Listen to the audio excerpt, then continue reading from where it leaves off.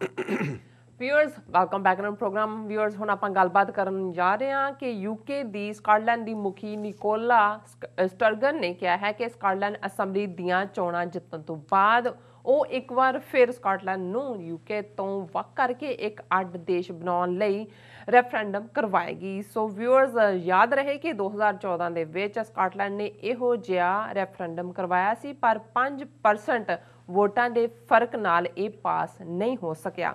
ਸੋ viewers ਵੇਖਣ ਵਾਲੀ ਗੱਲ ਇਹ ਹੈ ਕਿ ਜੇ ਪਿਛਲੀਆਂ 5-6 ਸਦੀਆਂ ਤੋਂ ਯੂਕੇ ਦਾ ਹਿੱਸਾ ਬਣੇ ਸਕਾਟਲੈਂਡ ਵੱਲੋਂ 7 ਸਾਲ ਵਿੱਚ 2 ਵਾਰ ਰੈਫਰੈਂਡਮ ਕਰਵਾਇਆ ਜਾ ਸਕਦਾ ਹੈ, ਤਾਂ ਫਿਰ ਖਾਲਿਸਤਾਨ ਕਸ਼ਮੀਰ ਨਾਗਾਲੈਂਡ ਦੇ ਮੁੱਦੇ ਤੇ ਰੈਫਰੈਂਡਮ ਕਿਉਂ ਨਹੀਂ ਕਰਵਾਇਆ ਜਾ ਸਕਦਾ। ਸੋ ਇਸ ਬਾਰੇ ਆਪਾਂ ਵਿਚਾਰ ਚਰਚਾ ਕਰਨ ਜਾ ਰਹੇ ਹਾਂ ਔਰ ਗੁਰਬਾਨੀ ਵਿਚਾਰਾਂ ਦੀ ਸਾਂਝ ਵੀ ਤੁਹਾਡੇ ਨਾਲ ਪਾਈ ਜਾਏਗੀ।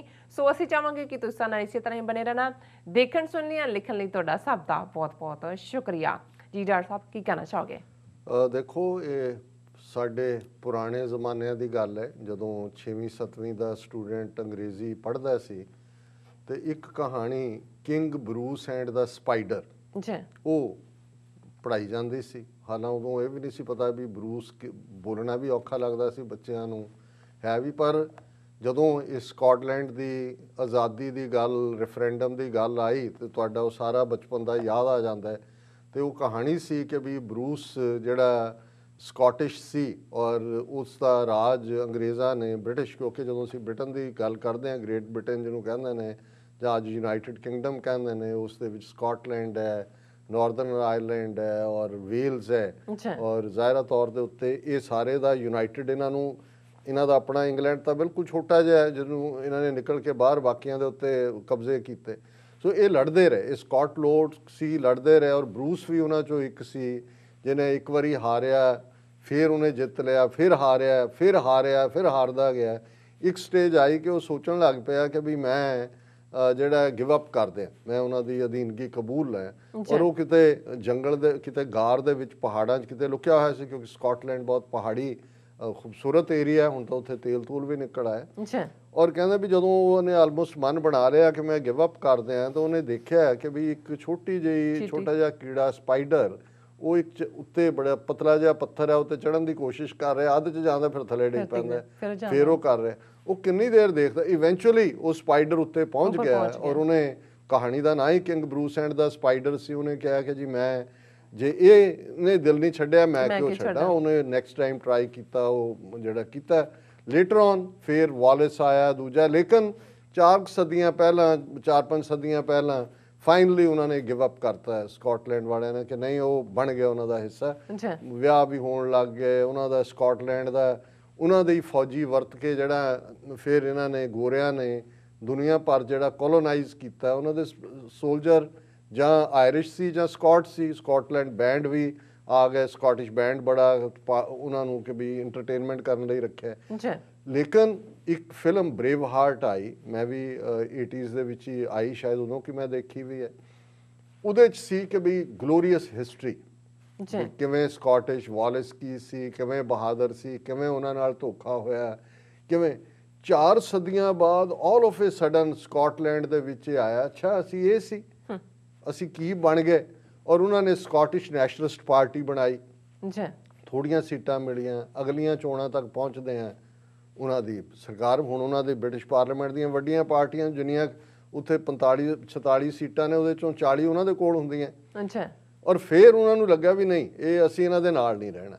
ਔਰ ਇਹਦੇ 'ਤੇ ਇੱਕ ਪੂਰੀ ਮੂਵਮੈਂਟ ਸਕਾਟਿਸ਼ ਨੈਸ਼ਨਲਿਸਟ ਪਾਰਟੀ ਨੇ ਆਪਣੇ ਲੈਵਲ 'ਤੇ ਸ਼ੁਰੂਆਤ ਕੀਤੀ। ਔਰ ਡੇਵਿਡ ਕੈਮਰੌਨ ਦੇ ਸ਼ਾਇਦ ਜ਼ਮਾਨੇ 2014 ਦੇ ਵਿੱਚ ਰੈਫਰੈਂਡਮ ਕਰਵਾਇਆ ਗਿਆ ਕਿ ਸਕਾਟਲੈਂਡ ਆਜ਼ਾਦ ਮੁਲਕ ਹੋਏ ਕਿ ਗ੍ਰੇਟ ਬ੍ਰਿਟਨ ਜਾਂ ਯੂਕੇ ਦਾ ਹਿੱਸਾ ਹੋਏ। 55-45 ਦੀ ਰੇਸ਼ੋ, 5% ਨੇ ਜੇ ਇੱਧਰ ਕਹਿ ਦਿੰਦੇ ਵੀ ਅਸੀਂ ਅੱਡ ਹੋਣਾ ਤੇ ਸਕਾਟਲੈਂਡ 2014 ਦੇ ਵਿੱਚ ਅੱਡ ਮੁਲਕ ਬਣ ਜਾਂਦਾ। ਲੇਕਿਨ ਉਹਨਾਂ ਨੇ ਫੈਸਲਾ ਕੀਤਾ, ਉਹਨਾਂ ਨੇ ਵੀ ਕਿਹਾ ਲੋਕਾਂ ਨੇ ਜੀ ਠੀਕ ਹੈ। ਪਾਰਟੀ ਅੱਜ ਵੀ ਉੱਥੇ ਸਕਾਟਿਸ਼ ਨੈਸ਼ਨਲਿਸਟ ਪਾਰਟੀ, ਔਰ ਉਹਨਾਂ ਦਾ ਜਿਹੜਾ ਹੈਡ ਆਫ ਦਾ ਸਟੇਟ ਹੁੰਦਾ ਉਸ ਨੂੰ ਜਿਹੜਾ ਉਹ ਫਸਟ ਮਿਨਿਸਟਰ ਕਹਿੰਦੇ ਨੇ। ਔਰ ਇਸ ਵੇਲੇ ਬੀਬੀ ਨਿਕੋਲਾ ਸਟਰਗਨ ਹੈ, ਬੜੀ ਹੰਡੀ ਹੋਈ ਸਿਆਸਤਦਾਨ ਹੈ। ਔਰ ਉਸ ਤੋਂ ਬਾਅਦ ਅਸੀਂ ਇਹ ਡਿਬੇਟ ਦੇਖੀ ਕਿ ਵੀ ਬ੍ਰੈਕਸਿਟ, ਕਿ ਬ੍ਰਿਟਨ ਨੇ ਕਿਹਾ ਜੀ ਅਸੀਂ ਯੂਰਪੀਅਨ ਯੂਨੀਅਨ 'ਚੋਂ ਨਿਕਲਣਾ, ਪਰ ਇਹਨਾਂ ਨੇ ਵੀ ਰੈਫਰੈਂਡਮ ਕਰਾਇਆ। ਹੁਣ ਸਕਾਟਲੈਂਡ 'ਚ ਮੈਜੋਰਟੀ ਲੋਕਾਂ ਨੇ ਕਿਹਾ ਜੀ ਨਹੀਂ, ਅਸੀਂ ਉਹਦਾ ਜਿਹੜਾ ਯੂਰਪੀਅਨ ਯੂਨੀਅਨ ਦਾ ਹੀ ਹਿੱਸਾ ਰਹਿਣਾ। ਪਰ ਇਵੈਂਚੁਅਲੀ ਕਿਉਂਕਿ ਫੈਸਲਾ ਯੂਕੇ ਦੇ ਟੋਟਲ ਵੋਟਾਂ ਨਾਲ ਹੋਣਾ ਸੀ, ਉਹਦੇ 'ਚ ਹੋਇਆ, ਨਿਕਲ ਆਇਆ, ਬੋਰਿਸ ਜੌਨਸਨ ਨੇ ਹੁਣ ਉਹ ਕਰ ਲਿਆ। ਹੁਣ ਇਹ ਬੀਬੀ ਨਿਕੋਲਾ ਨੇ ਕਿਹਾ, ਉਹਨਾਂ ਨੇ ਕਿਹਾ ਜੀ ਅਸੀਂ ਇਸ ਸਾਲ 'ਚ 2021 'ਚ ਫਿਰ ਰੈਫਰੈਂਡਮ ਅਸੀਂ ਨਹੀਂ ਨਿਕਲਣਾ ਚਾਹੁੰਦੇ ਯੂਰਪੀਅਨ ਯੂਨੀਅਨ, ਕਿਉਂਕਿ ਸਾਡਾ ਲੋਕਾਂ ਨੇ ਪਹਿਲਾਂ ਵੀ ਕਿਹਾ ਸੀ। ਔਰ ਇਸ ਵੇਲੇ ਜਿਹੜੇ ਓਪੀਨੀਅਨ ਪੋਲ ਆ ਰਹੇ ਨੇ ਉਹਨਾਂ ਦੇ ਵਿੱਚ ਇਹ ਹੈ ਕਿ ਜੇ ਅੱਜ ਵੋਟਾਂ ਪੈਣ ਸਕਾਟਲੈਂਡ 'ਚ ਕਿ ਵੀ ਉਹਨਾਂ ਨੇ ਅੱਡ ਹੋਣਾ ਹੈ, ਕਿ ਦੂਜਾ ਮੈਜੋਰਟੀ ਅੱਡ ਹੋਣ ਦੇ ਹੱਕ 'ਚ ਨੇ। ਹੁਣ ਜਿਹੜਾ ਜਦੋਂ ਇਹ ਖਬਰ ਅੱਜ ਦੀ ਖਬਰ ਹੀ ਹੈ, 2 ਦਿਨ ਕੱਲ੍ਹ ਸੀ, ਔਰ ਮੇਰੇ ਆਇਆ ਕਿ ਵੀ ਦੇਖੋ ਉੱਥੇ ਆਲਰੇਡੀ 2014 ਦੇ ਵਿੱਚ ਹੋਇਆ, ਫੇਲ ਹੋਇਆ। ਉਨੀ ਤਾਂ ਇੰਗਲੈਂਡ ਵਾਲੇ ਕਹਿੰਦੇ ਜੀ ਇਹ ਜਨਰੇਸ਼ਨ ਟਾਈਮ ਵਿਲ ਸੀ, ਉਹ 6 ਸਾਲ ਬਾਅਦ ਤਿਆਰ ਖੜੇ, ਉਹਨੇ ਕਿਹਾ ਜੀ ਅਸੀਂ ਕਰਵਾਵਾਂਗੇ, ਸਾਡੀਆਂ ਇਹ ਸਟੇਟ ਇਲੈਕਸ਼ਨਾਂ ਹੋ ਲੈਣ ਦਿਓ, ਦੈਨ ਵੀ ਵਿਲ, ਅਸੀਂ ਦੇਖਾਂਗੇ, ਕੋਰਟ 'ਚ ਵੀ ਤੁਹਾਨੂੰ ਲੈ ਕੇ ਜਾਵਾਂਗੇ, how you can stop it. Canada 'ਚ ਕੁਬੈਕ ਦਾ ਇਸ਼ੂ ਹੈ, 1980 ਦੇ ਵਿੱਚ ਜਿਹੜਾ ਉਹ ਹੋਇਆ, ਫਿਰ 1995 'ਚ ਹੋਇਆ ਸੀ। ਖਾਲਿਸਤਾਨ ਕਸ਼ਮੀਰ ਜਿਹਦਾ ਇਸ਼ੂ ਹੈ, ਖੁਦ ਲੈ ਕੇ ਸਿਕਿਉਰਿਟੀ ਕੌਂਸਲ 'ਚ ਗਏ, ਕਿਉਂ ਨਹੀਂ ਹੋ ਸਕਦਾ ਉੱਥੇ ਲੋਕਾਂ ਦੇ ਉੱਤੇ ਤੁਸੀਂ ਫੌਜ ਰੱਖ ਕੇ। ਨਾਗਾਲੈਂਡ ਤੁਸੀਂ ਇੱਕ ਜਨਰੇਸ਼ਨ ਉਹਨਾਂ ਦੀ ਪੂਰੀ ਮਾਰ ਦਿੱਤੀ, ਹੁਣ ਵੀ ਡਰਾਮੇਬਾਜ਼ੀਆਂ ਕਰ ਰਹੇ ਹੋ। 18 ਸਾਲ ਤੋਂ ਪੀਸ ਨੈਗੋਸ਼ੀਏਸ਼ਨ ਸ਼ੁਰੂ ਕੀਤੀ ਹੋਈ ਹੈ, ਕੋਈ ਕਿਤੇ ਨੇੜੇ ਲੱਗਣ ਨੂੰ ਤਿਆਰ ਨਹੀਂ ਹੈ। ਸੋ ਅਸੀਂ ਸਮਝਦੇ ਹਾਂ ਵੀ ਸਾਡਾ ਵੀ ਬਰਾਬਰ ਹੱਕ ਬਣਦਾ ਹੈ। ਔਰ ਮੈਂ ਅੱਜ ਬਿਨਾਂ ਕਬੀਰ ਸਾਹਿਬ ਦੇ ਸ਼ਲੋਕਾਂ ਦੇ ਵਿਚਾਰ ਕੀਤੇ ਹੈ ਪ੍ਰੋਗਰਾਮ ਕਲੋਜ਼ ਨਹੀਂ ਕਰਾਂਗਾ ਮੈਂ ਬਰੀਫ 'ਚ, ਕਿਉਂਕਿ ਅਦਰਵਾਈਜ਼ ਫਿਰ ਇਹ ਸਪਿਰਿਚੁਅਲ ਜਿਹੜੀ ਖੁਰਾਕ ਹੈ ਉਹ ਸਾਡੇ ਦਰਸ਼ਕਾਂ ਦੀ ਚਲੀ ਜਾਂਦੀ ਹੈ, ਮੇਰੀ ਵੀ ਚਲੀ ਜਾਂਦੀ ਹੈ। ਔਰ 2 ਸ਼ਲੋਕ ਨੇ, ਇੱਕ ਹੈ ਕਬੀਰ ਭਲੀ ਮਧੂਕਰੀ ਨਾਨਾ ਬਿਦ ਕੋ ਨਾਜ, ਦਾਵਾ ਕਾਹੂ ਕੋ ਨਹੀਂ, ਬੜਾ ਦੇਸ਼ ਬੜ ਰਾਜ। ਹੁਣ ਜਿਵੇਂ ਅਸੀਂ ਅਣਖ ਔਰ ਪੱਤ ਔਰ ਗੈਰਤ ਦੀ ਗੱਲ ਕਰਕੇ ਹਟੇ ਹਾਂ, ਕਿਸੇ ਦਾ ਗੈਰਤਮੰਦ ਹੋਣਾ, ਉਸ ਕੋਲ ਧਨ ਹੈ ਕਿ ਨਹੀਂ, ਪੈਸਾ ਹੈ ਕਿ ਨਹੀਂ, ਉਹ ਅਮੀਰ ਹੈ ਕਿ ਨਹੀਂ, ਪੜ੍ਹਿਆ ਲਿਖਿਆ ਹੈ ਕਿ ਨਹੀਂ, ਇਹਦੇ 'ਤੇ ਨਹੀਂ ਡਿਪੈਂਡ ਕਰਦਾ। ਔਰ ਕਬੀਰ ਸਾਹਿਬ ਇਹ ਯਾਦ ਦਹਾਨੀ ਕਰਵਾਉਂਦੇ ਨੇ ਮਧੂਕਰੀ ਪੁਰਾਣੇ ਵੇਲਿਆਂ 'ਚ, ਜਦੋਂ ਜਿਹੜੇ ਫਕੀਰ ਆਪਣੇ ਮਸੀਤਾਂ 'ਚ ਜਾਂ ਠਾਕਰ ਦੁਆਰਿਆਂ 'ਚ ਜਾਂ ਤੱਕੀਆਂ 'ਚ ਰਹਿੰਦੇ ਸੀ, ਔਰ ਆਏ ਗਏ ਵੀ ਮਲੰਗ ਉਹਨਾਂ ਕੋਲ ਸੀ, ਸੋ ਉਹ ਘਰਾਂ 'ਚੋਂ ਜਿਹੜਾ ਉਹ ਰੋਟੀ ਇਕੱਠੀ ਕਰਦੇ ਸੀ, ਮਤਲਬ ਇੱਕ ਡੱਬੇ 'ਚ ਉਹਦੇ 'ਚ ਹਰ ਇੱਕ ਨੇ ਦਾਲ ਪਾ ਦੇਣੀ, ਜੋ ਘਰ 'ਚ ਬਣਿਆ ਪ੍ਰਸ਼ਾਦੇ ਰੋਟੀਆਂ ਦੇ ਦੇਣੀਆਂ, ਉਹ ਆਪ ਵੀ ਖਾ ਲੈਂਦੇ ਸੀ। ਕੋਈ ਆਏ ਗਏ ਆ ਕੇ ਠਹਿਰੇ ਹੋਏ ਨੇ, ਉਹਨਾਂ ਨੂੰ ਉਹਨੂੰ ਮਧੂਕਰੀ ਕਹਿੰਦੇ ਸੀ, ਇਹ ਸੰਤ ਜ਼ਬਾਨ ਦੇ ਵਿੱਚ ਸੀ। ਹੁਣ ਕਬੀਰ ਸਾਹਿਬ ਕਹਿੰਦੇ ਨੇ ਕਬੀਰ ਭਲੀ ਮਧੂਕਰੀ ਨਾਨਾ ਬਿਦ ਕੋ ਨਾਚ, ਕਿ ਵੀ ਉਹਦੇ 'ਚ ਹੁਣ ਇੱਕ ਦਾ ਤਾਂ ਸਵਾਦ ਹੀ ਨਹੀਂ ਸੀ ਹੁੰਦਾ ਹਰ ਘਰ ਦਾ, ਪਰ ਉਹਨਾਂ ਨੂੰ ਕਹਿੰਦੇ ਕਿ ਵੀ ਜੇ ਰੱਬ ਦੀ ਯਾਦ ਦੇ ਵਿੱਚ ਫਕੀਰੀ ਔਰ ਇਮਾਨਦਾਰੀ 'ਚ ਇਸ ਕਿਸਮ ਦੀ ਮਧੂਕਰੀ ਵੀ ਖਾਣ ਨੂੰ ਮਿਲੇ ਤੇ ਇਹੀ ਮੇਰੇ ਲਈ ਬੜੀ ਚੰਗੀ ਗੱਲ ਹੈ। ਮੈਂ ਖੁਸ਼ਕਿਸਮਤ ਹਾਂ। ਦਾਵਾ ਕਾਹੂ ਕੋ ਨਹੀਂ, ਬੜਾ ਦੇਸ਼ ਬੜ ਰਾਜ। ਜੇ ਹੁਣ ਤੁਸੀਂ ਮਧੂਕਰੀ ਖਾ ਰਹੇ ਹੋ ਤਾਂ ਤੁਹਾਡੇ ਤਾਂ ਕਿਸੇ ਚੀਜ਼ ਦਾ ਫਿਕਰ ਹੀ ਨਹੀਂ ਵੀ ਤੁਹਾਡੀ ਜ਼ਮੀਨ ਕੌਣ ਖੋਹ ਲਏਗਾ, ਤੁਹਾਡਾ ਮਾਲ ਡੰਗਰ ਹੈ, ਕੋਈ ਸ਼ਾਮ ਨੂੰ ਮੱਝ ਨਾ ਖੋਲ ਕੇ ਲੈ ਜਾਏ, ਚੋਰ ਨਾ ਪੈ ਜਾਣ, ਕੋਈ ਹੋਰ ਨਾ ਤੁਸੀਂ ਕੋਈ ਰਾਜ ਦਾ ਤੁਹਾਨੂੰ ਫਿਕਰ ਹੈ ਕਿ ਗੁਆਂਢੀ ਰਾਜਾ ਨਾ ਤੁਹਾਡੇ ਤੇ ਹਮਲਾ, ਤੁਸੀਂ ਫਕੀਰੀ 'ਚ ਰਹਿ ਰਹੇ ਹੋ। ਉਹਨਾਂ ਨੇ ਕਿਹਾ ਦਾਵਾ ਕਾਹੂ ਕੋ ਨਹੀਂ, ਤੁਸੀਂ ਬੇਦਾਵੇ ਹੋ ਕੇ ਬੇਫਿਕਰ ਹੋ ਕੇ ਜੀ ਰਹੇ ਹੋ।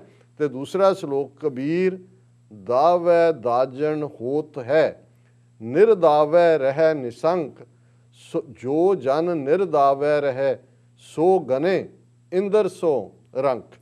ਹੁਣ ਇੱਥੇ ਤਾਂ ਉਹਨਾਂ ਨੇ ਪਹਿਲਾਂ ਆਪਣੀ ਸਟੇਟ ਆਫ ਮਾਈਂਡ ਵੀ ਔਰ ਜਿਹੜੀ ਫਾਈਨੈਂਸ਼ੀਅਲ ਹਾਲਤ ਬਿਆਨ ਕੀਤੀ।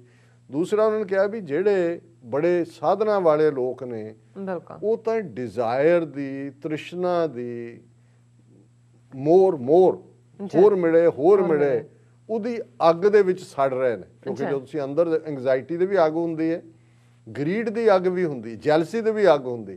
ਸੋ ਕਬੀਰ ਸਾਹਿਬ ਕਹਿੰਦੇ ਨੇ ਵੀ ਇਹ ਜਿਹੜੇ ਨੇ ਕਬੀਰ ਦਾਵੈ ਦਾਜਨ ਹੋਤ ਹੈ, ਨਿਰਦਾਵੈ। ਉਹਨਾਂ ਨੇ ਕਿਹਾ ਵੀ ਜਿਹਦੇ ਕੋਲ ਬਹੁਤ ਕੁਛ ਹੈ ਉਹ ਤਾਂ ਉਹਦੇ 'ਚ ਸੜ ਰਿਹਾ ਅੱਗ 'ਚ, ਜਿਹਦੇ ਕੋਲ ਹੀ ਕੁਛ ਨਹੀਂ ਉਹ ਨਿਸੰਕ ਹੈ। ਪਰ ਉਹ ਨਿਸੰਕ ਵੀ ਜਿਹੜਾ ਹੈ, ਰਾਜਿਆਂ ਦਾ ਰਾਜਾ ਇੰਦਰ ਜਿਹੜਾ ਹੈ, ਉਸ ਨਾਲੋਂ ਵੀ ਬਹੁਤ ਅਮੀਰ ਹੈ। ਜੋ ਜਨ ਨਿਰਦਾਵੈ ਰਹੇ ਸੋ ਗਨੇ ਇੰਦਰ ਸੋ ਰੰਕ। ਕਿ ਵੀ ਜਿਹੜਾ ਫਕੀਰ ਰੱਬ ਨਾਲ ਜੁੜਿਆ ਹੋਇਆ ਉਹਦੇ ਲਈ ਜਿਹੜਾ ਇੰਦਰ ਹੈ, ਰਾਜਿਆਂ ਦਾ ਬਾਦਸ਼ਾਹ, ਬ੍ਰਾਹਮਣਾਂ ਨੇ ਇੰਦਰ ਨੂੰ ਬਣਾਇਆ ਹੋਇਆ, ਉਹਨਾਂ ਨੇ ਕਿਹਾ ਵੀ ਉਹਦੀਆਂ ਨਜ਼ਰਾਂ 'ਚੋਂ ਰੰਕ ਹੈ, ਕੰਗਾਲ ਹੈ, ਕਿਉਂਕਿ ਉਹਦੇ ਅੰਦਰ ਈਰਖਾ ਦੀ ਅੱਗ ਨਹੀਂ, ਗਰੀਡ ਦੀ ਅੱਗ ਨਹੀਂ, ਉਸ ਦੇ ਅੰਦਰ ਚੈਨ ਹੈ, ਅਮਨ ਹੈ, ਰੱਬ ਨਾਲ ਜੁੜਿਆ ਹੋਇਆ ਹੈ। ਇਹ ਅੱਜ ਦਾ ਵਿਚਾਰ। ਜੀ ਡਾਕਟਰ ਸਾਹਿਬ, ਤੁਹਾਡਾ ਬਹੁਤ ਬਹੁਤ ਸ਼ੁਕਰੀਆ। ਤੁਸੀਂ ਅੱਜ ਦੇ ਐਮ ਇਸ਼ੂ ਤੇ ਅੱਜ ਦਾ ਵਿਚਾਰ ਸਾਡੇ ਦਰਸ਼ਕਾਂ ਨਾਲ ਸਾਂਝਾ ਕੀਤਾ ਹੈ। ਇਸ ਵਕਤ ਲੈਣੇ ਆਪਣੇ ਵਿਊਅਰਸ ਕੋਲ ਇਜਾਜ਼ਤ। ਵਿਊਅਰਸ, ਸਾਡੇ ਪ੍ਰੋਗਰਾਮ ਦਾ ਸਮਾਂ ਇੱਥੇ ਸਮਾਪਤ ਹੁੰਦਾ। ਤੁਸੀਂ ਆਪਣੀ ਰਾਏ ਤੇ ਸੁਝਾਅ ਸਾਨੂੰ ਭੇਜਣਾ ਭੁੱਲਣਾ ਸਾਡੇ ਇਸ ਪਤੇ ਤੇ sos@tv84.tv ਤੇ ਅਸੀਂ ਆਪਣਾ ਪ੍ਰੋਗਰਾਮ ਲੈ ਕੇ ਫਿਰ ਦੁਬਾਰਾ ਤੁਹਾਡੇ ਸਾਹਮਣੇ ਹੋਵਾਂਗੇ। ਤਦ ਤੱਕ ਲਈ ਮੈਨੂੰ ਤੇ ਆਪਣਾ ਡਾਕਟਰ ਸੁਣਾ ਗਿਆ ਦੋ ਦੇਖਦੇ ਰਹੋ TV84। ਬੁਲਾ ਦਿਓ ਫਤਿਹ। ਵਾਹਿਗੁਰੂ ਜੀ ਕਾ ਖਾਲਸਾ, ਵਾਹਿਗੁਰੂ ਜੀ ਕੀ ਫਤਿਹ। ਰੱਬ ਰਾਖਾ।